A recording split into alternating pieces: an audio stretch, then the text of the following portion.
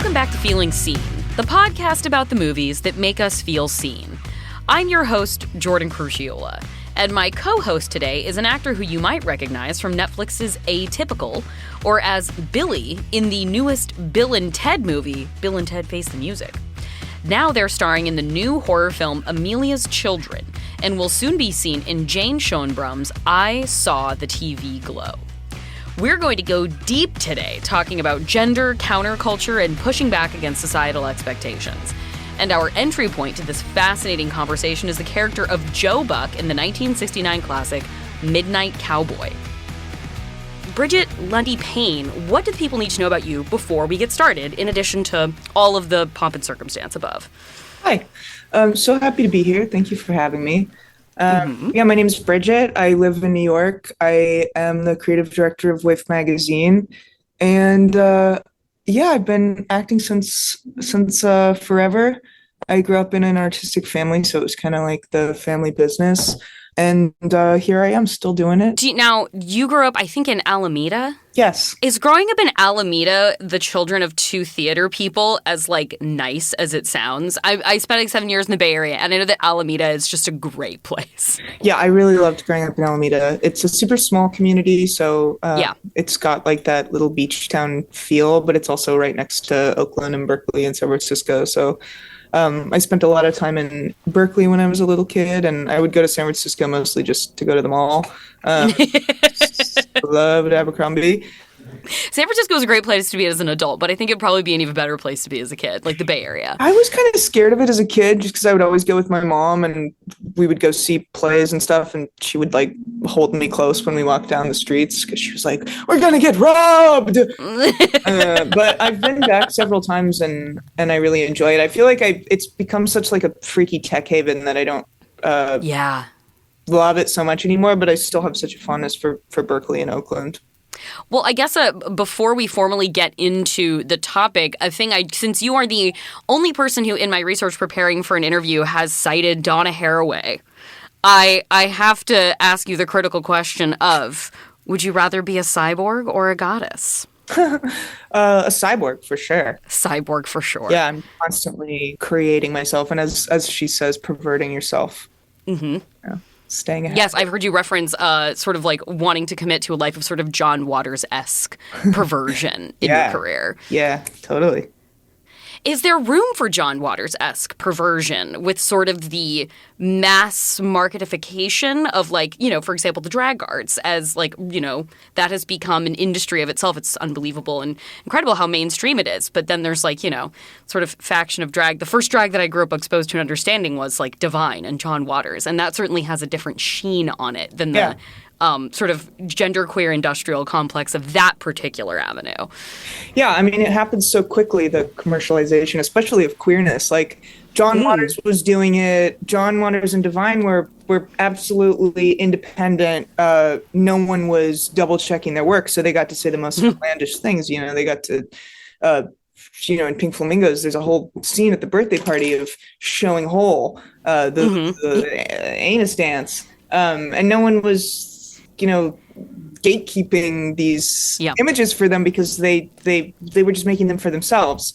And I think that's the idea I like so much about Donna Haraway and about perversion is you actually independently have to be the one to decide that your work will not be commercial. It's like an interior debate that you have to have with yourself of is the work that I'm making, is the self-presentation that I'm committing to, is this actually about selling myself to my peers? Do I know that I'm selling myself right now? Is this something that's conscious, or am I constantly working to decorporatize my self-identity and move away from what is very easily digested, and we get feedback so immediately that it's you have to really do the work to not please the people around you. I think this is a great segue into the character that you've chosen in the film in which he exists. You selected Joe Buck from the seminal 1969 film Midnight Cowboy, the only X-rated movie to ever win Best Picture.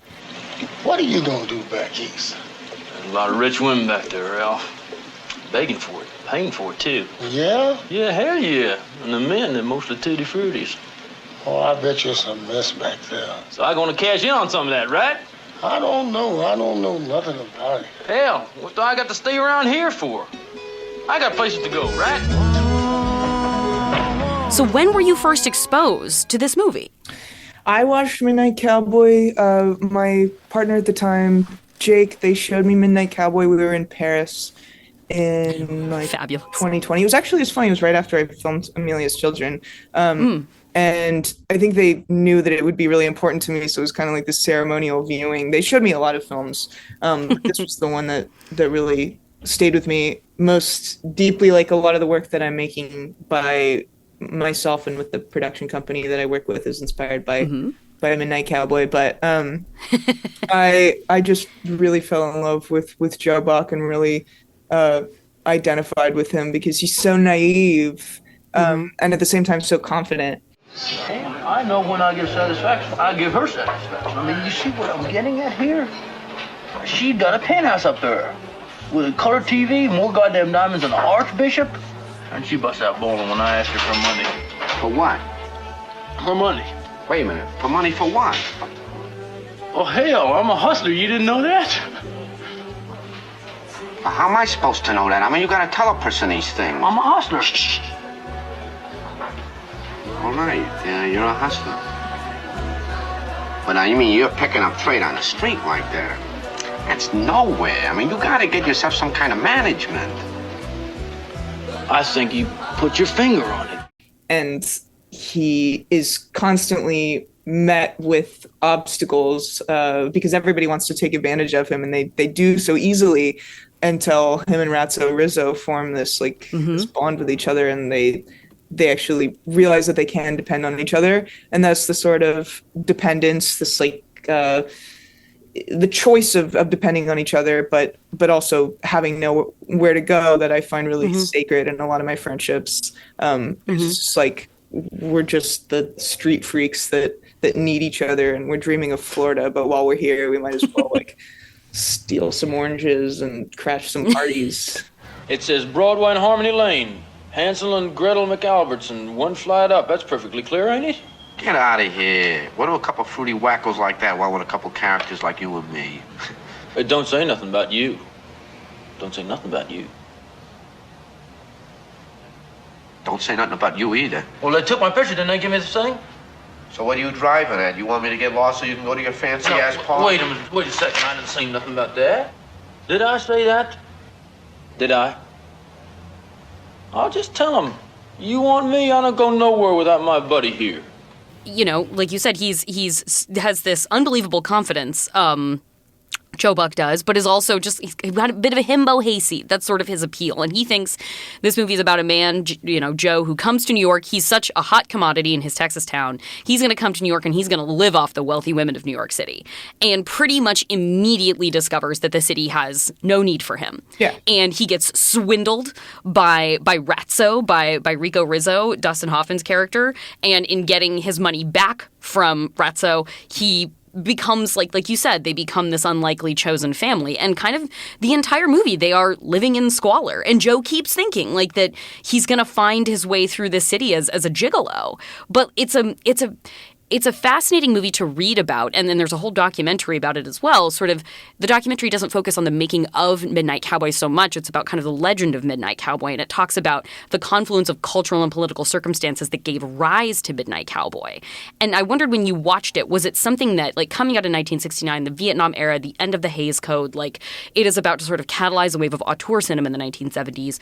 Did this movie feel transgressive to you even now, given the ways that we have moved forward, but have also become perhaps more sterilized at a mass media level? Where did this movie sit in terms of showing its age, or perhaps still feeling revolutionary to you? I think it's still revolutionary. I think what you were asking earlier, is there still a place for John Waters? I think absolutely. I think we move really cyclically, especially in filmmaking, because so easily images that were once radical get so watered down and are no longer I feel like Ryan Murphy wishes he could be John Schlesinger, wishes he could make us feel like Midnight Cowboy did. But you actually need to have such a boldness to you to make images like the ones that we see in Midnight Cowboy. Like there's this, like, the New York cinema of that era was so rough, and so unself-conscious, and so, like, coming out of the sexual revolution, but there's this element of darkness to it where we realize that, like, sex can't save us. And I think that's why I love the movie so much, is because there's an emphasis on friendship and the fact that it's actually this, like, platonic dependence that becomes the healing element, or this, like, divine connection between two characters. And that, like, sex is just, like, secondary thing that is actually kind of frustrating. Yeah, it is. It's a very frustrating thing for Joe, it seems like, because it's the way he knows to get through the world.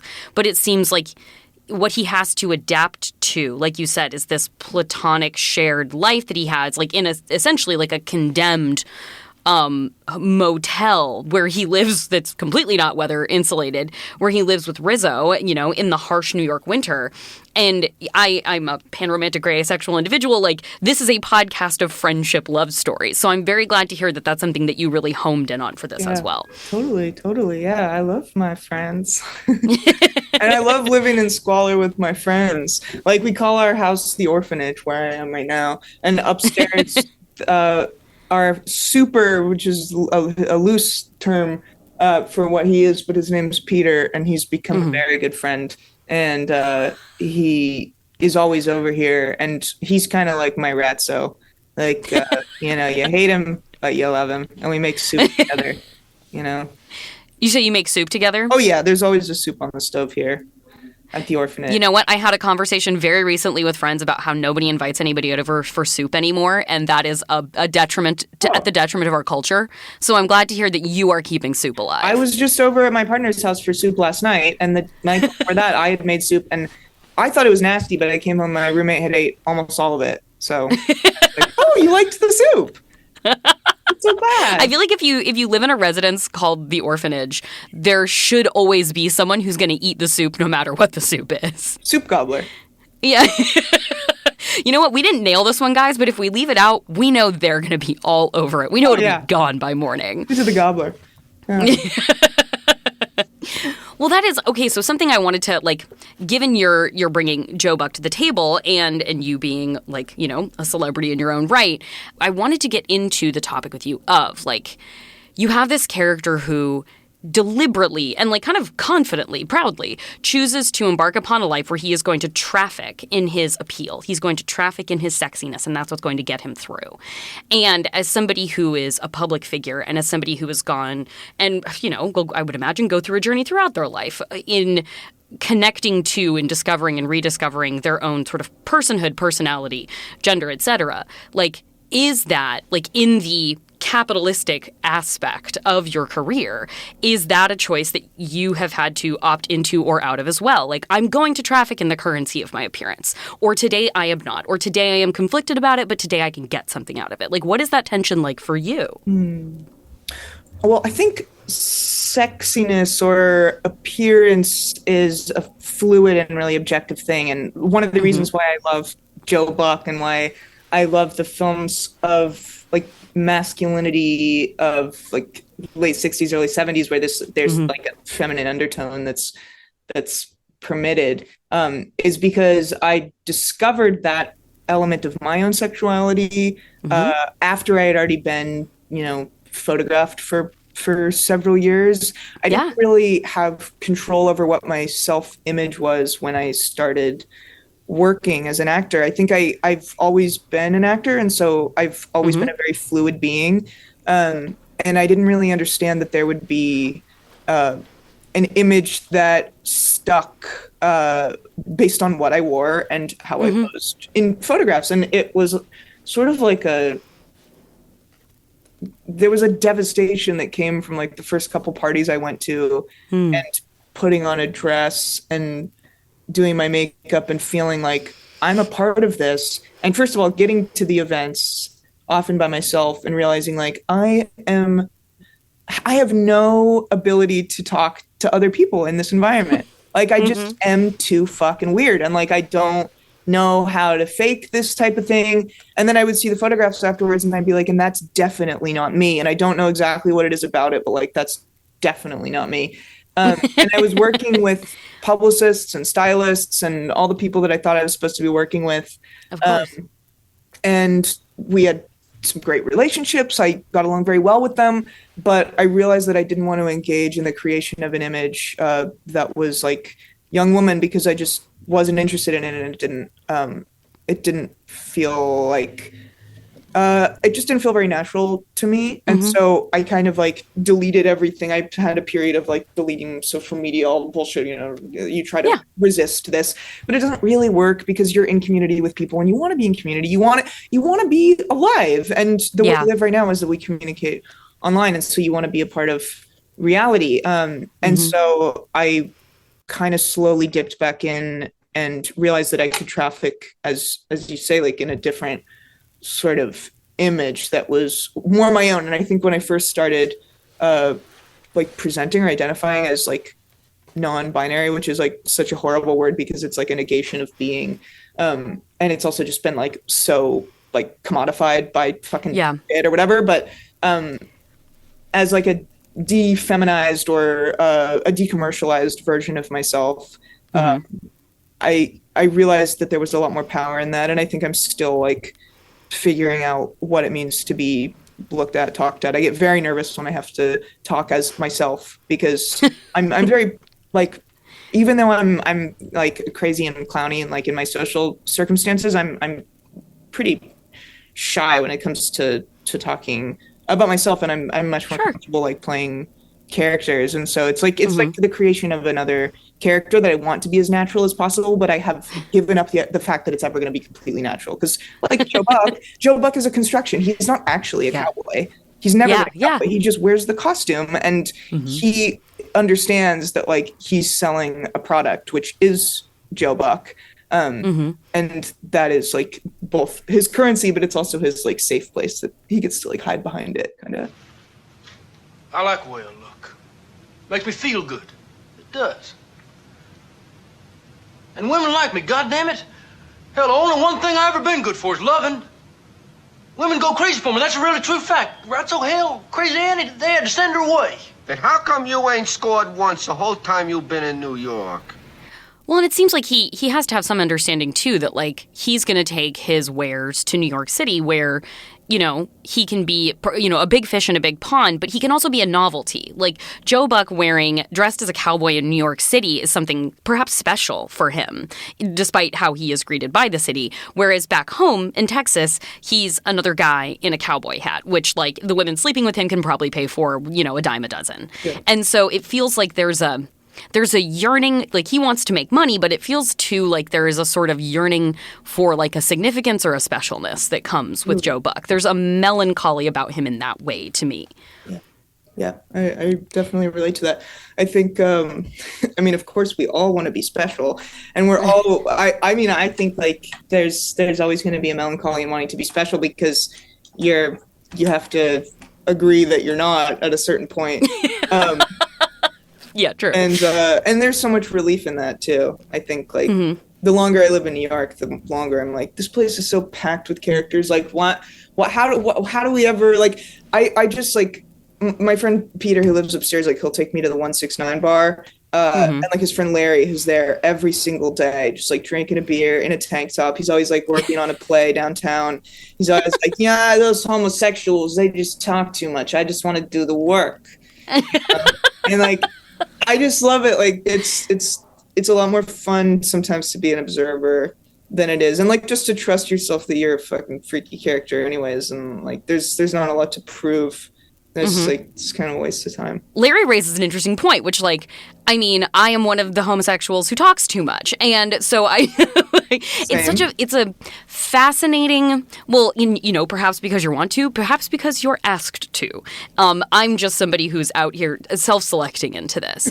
But as somebody who's in, the A in the LGBTQIA acronym, I don't hear a lot of people talking for that, and I like to talk. So I sort of self-select into this mode of being I'll bring this up whenever possible because I hope that somebody listening might find that useful. But then when I go home, let's say, for example, good relationship with my family, we don't ever talk about the queer stuff just because I'm I would have to give you guys so much foundational vernacular to even have a conversation with me about this stuff. We can if you want, but also we can just kind of hang out and chill.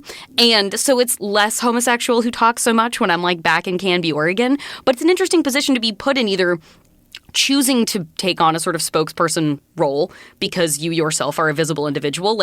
There's in a different way than when it was an activist necessary to the culture, perhaps in an earlier iteration, to speak out, be loud, be proud, come out, be an example. But now it's be a representative for the nuance of gender and queerness. Does that feel like a burden that you have to tow with you, or is that a joyful exercise that you do?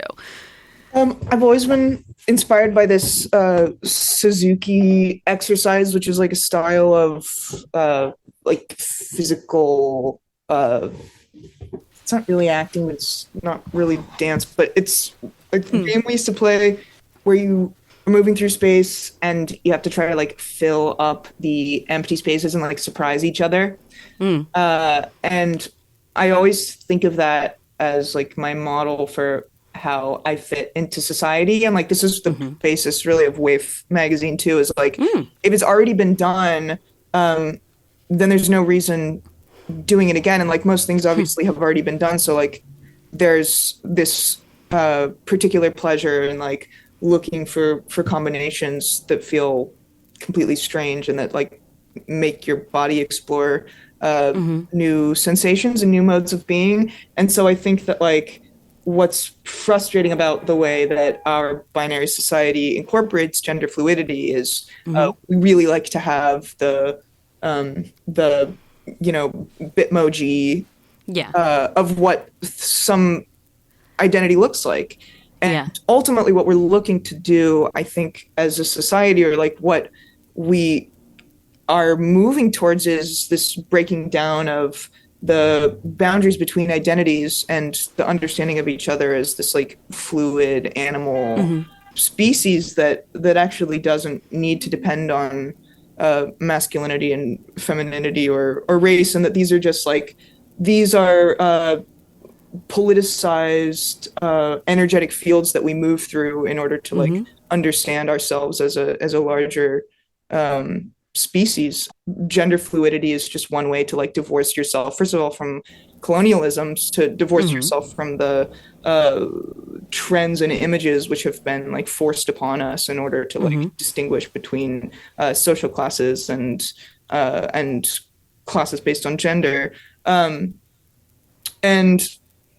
denying it first within yourself, and denying the limitations of identity and categorization is very freeing. And it often doesn't have to be something that's broadcast. Understanding yourself as a fluid being doesn't mean that you have to take a picture of yourself and put it on and be #genderqueer. It just means that you're embarking on a journey of deep programming yourself and allowing yourself to think more freely and to not be so restrained by the constant negations. I think that being an actor has been a really wonderful and in some ways kind, in some ways restrictive, because there's so much propaganda in the depiction of gender in film, especially in TV. But in a way it's really fun because you can be completely creature. Willem Dafoe describes himself as a creature to be manipulated by the director, which I really love. Because that's a really genderless state of being, And speaking of genderless, I have read you talk about your character from Bill and Ted young Billy as basically a non-binary, like genderless individual. And I have to say, you are 100% right about that. That character's a non-binary icon. Yeah, for sure. Yeah, and it's like I didn't like make that choice, but I think I just like present that way, and so it comes across that way. So now I feel like less worried when I get scripts that are like a female part, because I feel like my energy and my presentation will like read as who I am, no matter what the character is like defined as. It's time for a quick break, but I will be right back with Brigette Lundy-Paine. And then I'll have one quick thing before I go about. It really should be the movie on everybody's lips, Dune Part 2. Loved it so much, I've just got to talk about it at the end, so stick around for that.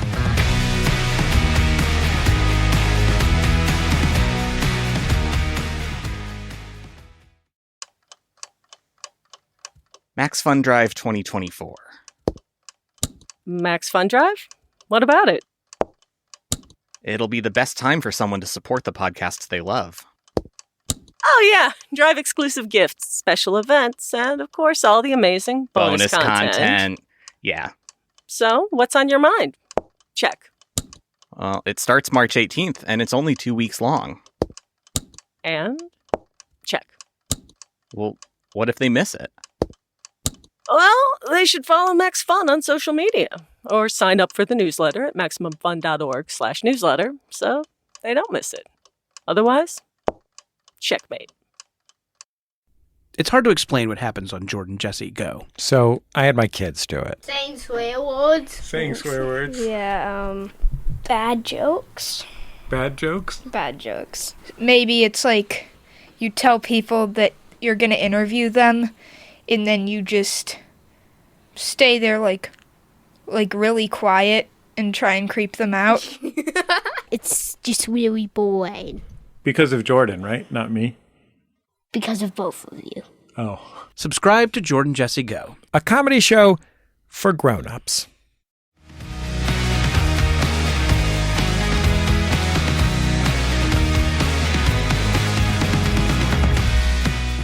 One of my favorite things I read that you said in reading interviews of yours was, it's something that comes up a lot on the show, is talking about how queer people have to be such scavengers of culture to find themselves, to find where they fit, to find something that is a representation of them. And I think that scavengers is a perfect word.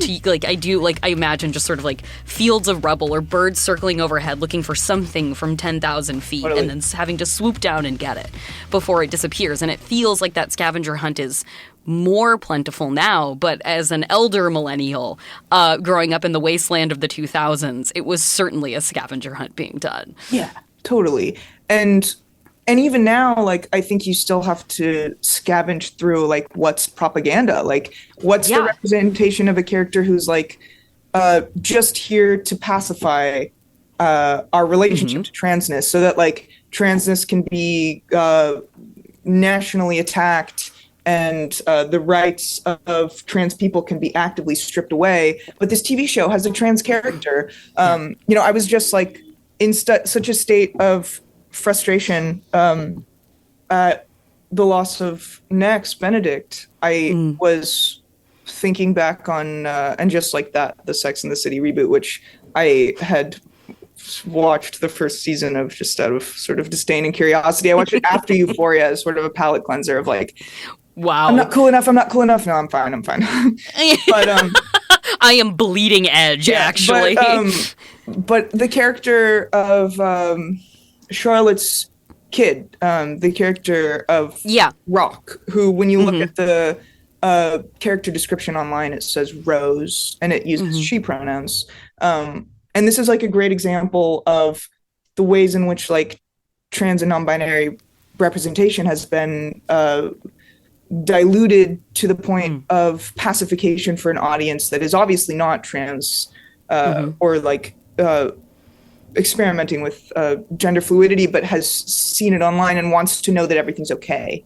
When they watch and just like that, and they see this character and they see, oh my God, look, this character, her, because the actor is she's a girl, and in the interviews she this is like nothing against her. Obviously, she's like a great actor on the show, but in an interview, she talks about like her friends having told her what it was like to be non-binary or whatever. And like, it's this weird like mutation of type that is actually really harmful. And we've seen this throughout history, obviously, with like depiction of trans people in media. It was the same with Jeffrey Tambor and Transparent, and Dustin Hoffman and Tootsie, even though it's a great movie.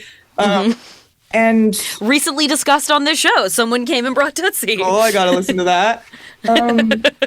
But so we have this understanding that we watch this media and we think like, one, trans people, it's just a costume, and two, it's just a trend, and I'm having to watch it now because it's being talked about. And three, they're okay. And look, everyone's family loves them, and everyone uses their right pronouns, and like, and then in reality, your people then take the experience of their relationship with the character on the show, and they see trans people as characters, and they see trans people as playing dress up and pretending, and so it's actually really harmful.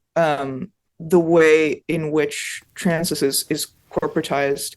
And so, yeah, I think like when you're scavenging for media, you have to be very careful that you're not settling for queerness. I mean, my friend was reading this like lesbian fiction book that was like trending on TikTok, and she was so frustrated. She's like, they haven't even hooked up. It's page 175, and like the kids are starving. The kids are starving, and like they don't know that there's like underground erotica. Like you have to read like Jean Genet. Like you have to like you have to watch John Waters. Like you have to like rip up your mind, and you have to rip up the ways that media will unsex queerness to keep it as something safe and unthreatening. The sex aspect of it, like you said, is interesting because there's always, I feel like every year there's a New York Times story that's like, the kids aren't having sex. Yeah. And it's like, I mean, but like, and to your point with like the cultural scavenging, in an era of greater proliferation of queer content and queer character, there then becomes like the higher bar of sort of literacy test of the queerness that you are consuming. And now then you have to not only be a scavenger, but you have to be like a forensic psychologist to understand like what is the germinating point of this media, and is this of a place where like it is a descendant of John Waters, or it is a descendant of sort of like the streaming 4-quadrant panel that you have to hit for appeal to Gen Z. Yeah, totally. And yeah, I think that like kids will scavenge. That's the nice thing. Yes. And more than I did. Like I was watching Hannah Montana. You know? Same. Yeah, it took me a long time. And I was too old for that. Great show. But she's a talented young lady. Yeah. I mean, I think like most of where I get my kicks is just like finding old books. There's like, I like, you know, like if you read like Count of Monte Cristo, there's like a lesbian romance like 800 pages in. And I'd known that, I'd heard about it. So I was like, you know, flipping. Keep turning these pages. It's fun to have to search for it because it makes it feel like you actually are earning membership in something, which I think like this has this beautiful legacy to it where like everyone's allowed. Like everyone's allowed. You just can't be a narc. You know? One of the best things I feel like I've heard anybody say about cinema was the scholar Jack Halberstam say that actually the worst thing that could have happened to one of the worst things that happened to cinema was the falling of the Hays Code, because then everything became so obvious. Then you didn't have to read between the lines anymore. Then it wasn't about innuendo and metaphor. It could all be on the surface. And he found that to be terribly boring and uncomplicated and just not intellectually stimulating, which I thought was a fascinating approach to censorship. Yeah, totally. Like Catholic League-based censorship, Catholic moms. Yeah, no. I mean, there's always something, like sometimes I really wish I did go to Catholic school, one, so that I could know the Bible, because I'd really love to know the Bible, because everyone references it, lots of great stories. Everybody's talking about it. But two, just so that I could have some like sexual repression. Like I did not grow up believing in hell, and it's kind of a bummer sometimes. Do you feel like you haven't had enough adversaries, Brigette? I've had a beautifully easy life. My grandma's gay. Like in terms of queerness, like I've had it way too easy. Mm-hmm. Like my family's always been very, very open. And like my grandma, she was a nun. This is what happened. I could have been Catholic. She was a nun, but she left the nunnery when she was 23 because, well, let's just say her and another sister got a little too close. And, a little bit of the movie Novitiate there. Yeah. I haven't seen it because I was jealous I didn't write it about my grandma. But, and then she met my grandpa and had 5 kids. And, you know, now she's kind of has some like Catholic yearnings, but my mom didn't grow up with it. And so it wasn't something that we grew up with. We like prayed every night to a vague idea of God, but we'd be like, thank you for giving me that candy that I had. And then we would go to like a different church for Christmas every year. Like we'd sample a different church. So yeah, there was no hell demon. Like I talk to people who really believe in hell. I'm like, yeah. And you think it's there? What's it like? Is your draw to the weird and your search for the grimy, like is it cultivating a tension where you have lacked it, like a stimulating conflict? Definitely, yeah. Like into the screenplay of your life, you're writing into it a dramatic conflict. Yeah, no, I'm totally like always trying to dig into like the depths of, you know, interior leather bar, the depths of disgust, and I just float back to the surface. It's crazy. I find myself sitting in a park making a daisy chain. I'm like, how did I get back here? Just Joe Buck, fresh off the bus, arriving in New York City. Always fresh New off York the bus. City. And I've been here for 11 years, and I really do feel fresh off the bus. Yeah, it says I was born in Dallas online, which I really like. Do you know, just out of curiosity, did you write your IMDb intro by chance? Do you know how it begins? What does it say? First sentence, Brigette Lundy-Paine is an American actor and fashion icon. Wow, thank you. First sentence. That is how your packaging is presenting to the world. That's really kind. The second one, I think, is also very exciting. They consider their acting career to be a sideshow to their career as a pop star in the improvisational voice band Subtle Pride. Cool, yeah, True or that's false? True. That's true. Okay. Where does acting fit for you in an industry at its mainstream that is, I would imagine, working in it a bit of a labor to reconcile with like the deprogramming agenda and the decolonizing yourself from the ways in which we have been inculcated into these oppressive structures? And then you do press. Like, how is your process of going through this and like squaring that circle? Are you like, I'm decommitting from it, man? It's just taking me a while. It's funny. Like I hadn't worked in a long time. I made the last season of Atypical and then Gabriel's film right after that. And then a year later, I saw the TV Glow with Jane Schoenbrunn. And I'd known I was making it with Jane for that year. So like I really was working on WAIF and I was like preparing for Glow because I knew that would be a big task. And then since then I really have been sort of lying in wait, working on WAIF. Like we went on tour. I made a film myself with Peter and my friend Alex and my mom. And just sort of like coming back to my sense of play and like what it means to live unselfconsciously as an artist and like really learn how to express myself again. Because yeah, like doing a Netflix show definitely made it feel really uncomfortable to present publicly because I did feel there was some pressure to square myself with like what was expected of like a Netflix actor, and it was so it was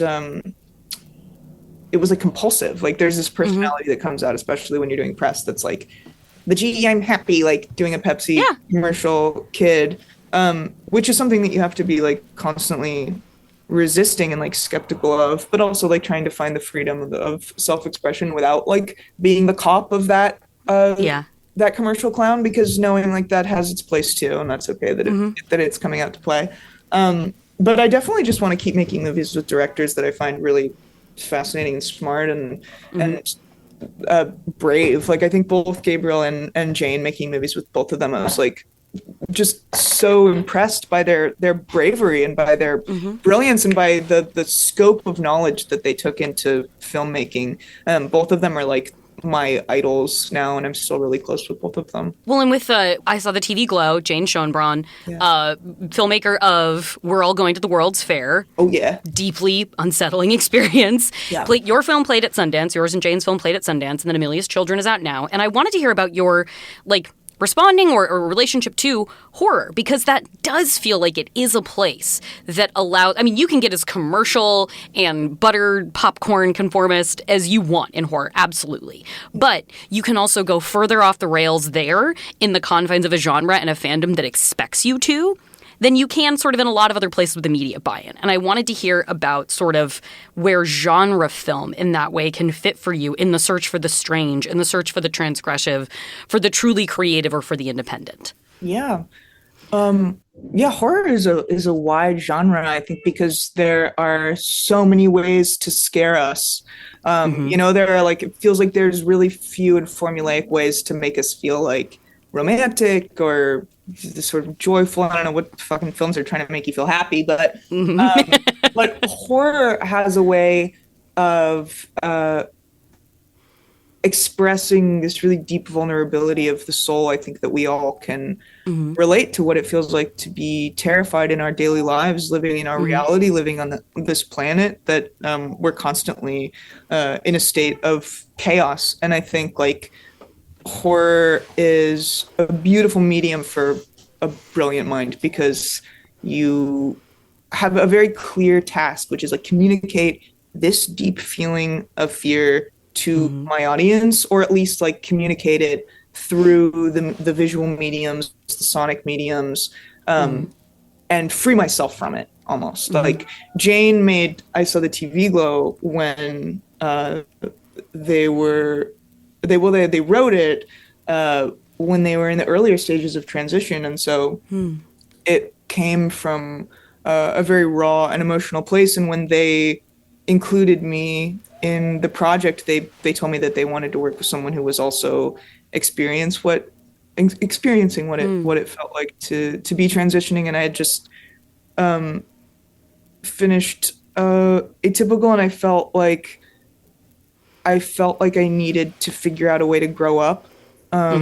And I knew that meant transitioning in some sense. And I hadn't yet started Hormones, but I had definitely knew that I would. And so when I started working on TV Glow, I really took in the poetry of it, and felt there's a monologue at the end of the film that I learned early on in my process and just repeated all the time, and it became a mantra of freedom for me. And it being horror means that there's no pressure to manipulate the audience, really. I think true horror is not manipulative. My favorite horror film is and I like manipulative horror movies. It's fun, but deeply, truly, jump scares are great. There are some incredible jump scares in Gabriel's film, and it's an art. It's an art to thread that needle. And especially because Gabriel made the music for Amelia's Children, and so that plays such a important part in keeping the audience on this tension rod. But it feels like there's something deep that you're expelling from your gut when you're making horror, that feels it's just a release. It's not nitpicky. I think is okay. So then moving towards sort of my conclusion, to bring it back to Midnight Cowboy, what you have in this movie too, in addition to this, what becomes the sort of beautiful intimacy between Joe and Rizzo, and the heartbreaking ending of this film. Joe, when he is spurned by the women of New York and it's just not going well for him, he finds sort of welcoming eyes among gay men, among queer men in the city.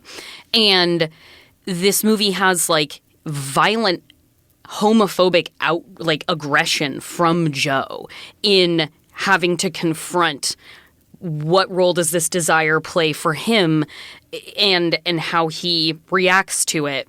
And so what coming from a show like, having the experience of a show like Atypical that feels like very kind of like aspirational, like people doing their best and it's a good family and, like being positive queer representation for people that you see and, then talking about like the merits of what horror lets you explore and not having such a finite palette of sort of tools through which to elicit feeling from people. Being a lot of imagination there and a lot of room for like transgression and disruption. What is at this point in your journey, what is your point of view on like queer villainy, like queer anger on screen? Like, we can't be sanitizing these depictions of like what transness, gender nonconformity is and like who these people are in our lives and in our systems and our society. So where for you, do you feel a sense of embrace toward queer villainy? Is that something that you want to keep at arm's length from you, like in a screen capacity? How does that fit in your sort of perception of character and bringing people to life? Great question. I'm thinking about villainy as, I think, a really essential part of all of our character and something that we have to spend our lives confronting in ourselves.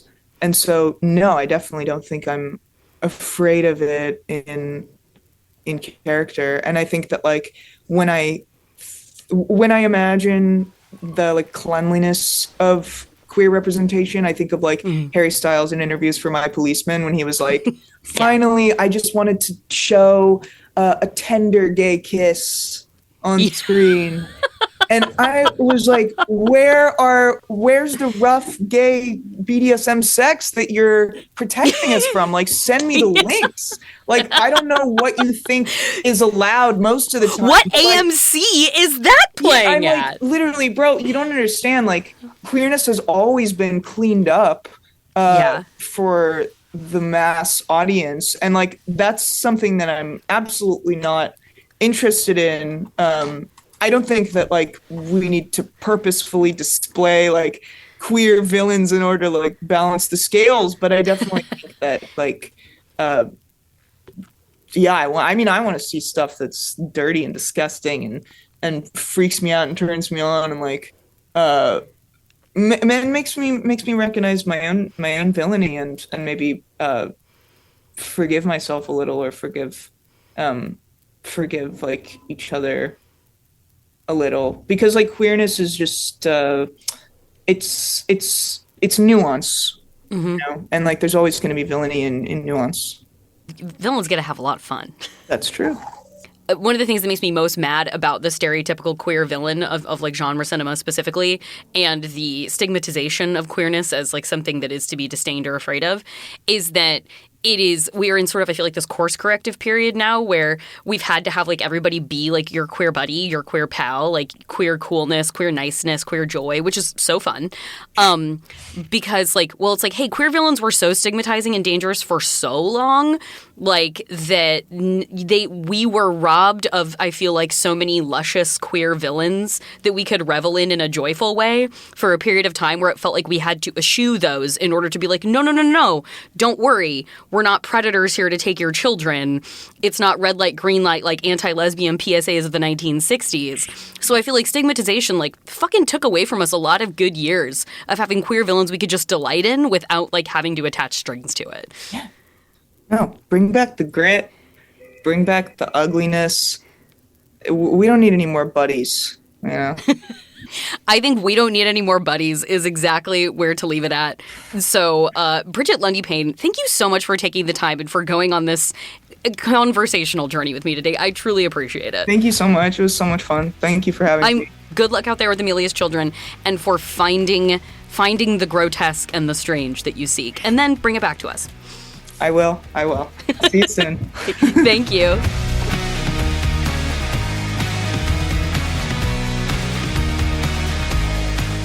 Thank you so much to Brigette Lundy-Paine for that great conversation. Call out to Harry Styles to drop the links to all of that dark adult entertainment that chaste gay kisses are saving us from. Amelia's Children is out now, and it is available to rent pretty much on any platform that you like. And now, just that one quick thing before I go, I feel like Dune 2 doesn't need my promotion. Like, it's going to be fine. It's going to make a ton of money. It's going to be a huge success. It's getting great reviews. But as somebody who was so mid on Dune Part 1, I feel it is my duty to report back and say, I was fine with Part 1, looked amazing, beautiful gowns, everybody's doing a good job. Dune Part 2 is a gripping, amazing thrill ride. I loved it. It is one of the most visually incredible things I have ever seen on a screen. Rebecca Ferguson, a friend texted me the other day and said, must people continue to discover Rebecca Ferguson? Because how have so many of you not done that already? Timothy Chalamet, a beautiful young man, talented actor. I've never got the sex appeal Timothy Chalamet thing until this movie, and walked out and was like, wow, extremely hunk Timothy Chalamet, Zendaya, Desert Soldier, Javier Bardem, terrifying fundamentalist believer, Charlotte Rampling. Is there anybody who can do more with so precious little screen time as Charlotte Rampling? I don't think so. Austin Butler, Kaya Gerber, if you hear this, please tell us what it's like to date Austin Butler while he's prepping for a movie, because I cannot imagine the immersiveness of him becoming Feyd-Rautha, knowing what we know about how prepared he was going into Elvis Presley. This is cinema. This is what you go to a theater for. Like, when people say see it on the biggest, loudest screen possible, Dune Part 2 is one of those movies. It was just a euphoric experience. At one point, the people I went with were watching me watch the movie because my jaw was just hanging down. I cannot wait to go see it in IMAX again. I saw it in a regular theater, so next time it's going to be IMAX. I've had those tickets booked for weeks. I'm so excited to go back. Dune Part 2, Best Picture 2024, make it the epic that fills the shoes of Oppenheimer on next year's ballots. Like, I'm so hyped on this movie. And again, it does not need my standing, but duty bound as somebody who was like, Part 1, whatever. Bring on Part 3. I want to see it. I want it. I need it. Put it, as they say, in my veins. And that, on a celebration of Dune Part 2, is our show. You can follow us on Instagram and Twitter at FeelingSeenPod, or send us an email at feelingseen@MaximumFun.org. If you want to follow me, I am Jor Crew on Twitter. Our theme music is by Andrew Epen. This show is produced by Marissa Flaxbart. Our senior producers are Kevin Ferguson and Laura Swisher, and this is a production of Maximum Fun.